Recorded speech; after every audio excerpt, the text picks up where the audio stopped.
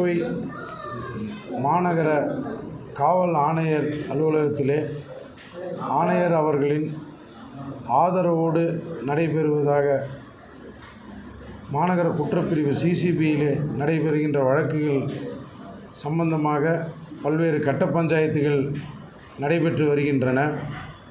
இதன் தொடர்ச்சியாக வழக்கறிஞர்களாகிய நாங்கள் எங்கள் கட்சிக்காரர்களிடத்திலே இருந்து பெறக்கூடிய நியாயமான புகார்களை விசாரணைக்காக மாநகர காவல் ஆணையர் மூலமாக மாநகர குற்றப்பிரிவுக்கு மாற்றல் செய்யப்பட்டு அங்கு விசாரணை நடைபெறுகிறது. அந்த விசாரணையிலே எதிர்த்தரப்பினரிடத்திலே அவர்களுடைய செல்வாக்குகளை பயன்படுத்தி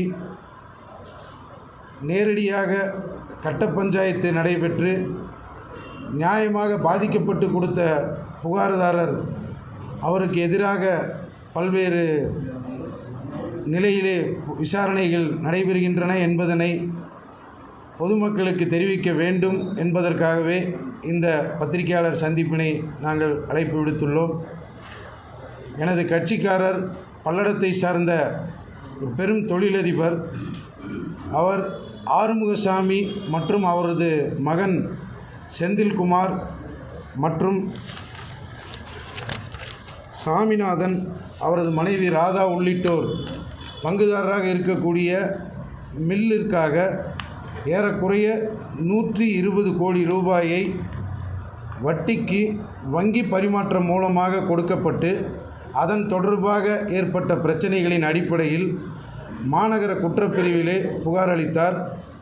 சிசிபியிலே புகார் ஏற்க மறுத்து ஏறக்குறைய எனது கட்சிக்காரர் 9 மாதங்கள் அலைக்கழிக்கப்பட்டு மாநகர குற்றப்பிரிவு அந்த புகாரின் வழக்கு பதிவு செய்ய மறுத்ததன் அடிப்படையில் அவர் ஜேஎம் கோர்ட்டிலே வழக்கு பதிவு செய்ய வேண்டும் என்று கூறி ஒரு வழக்கு தாக்கல் செய்து அந்த வழக்கிலே பெற்ற தீர்ப்பின் அடிப்படையில் எனது கட்சிக்காரர் கொடுத்த புகாரின் மீது கிரைம் நம்பர் 38/2023 23/9/2023 அன்று பதிவு செய்யப்பட்டது.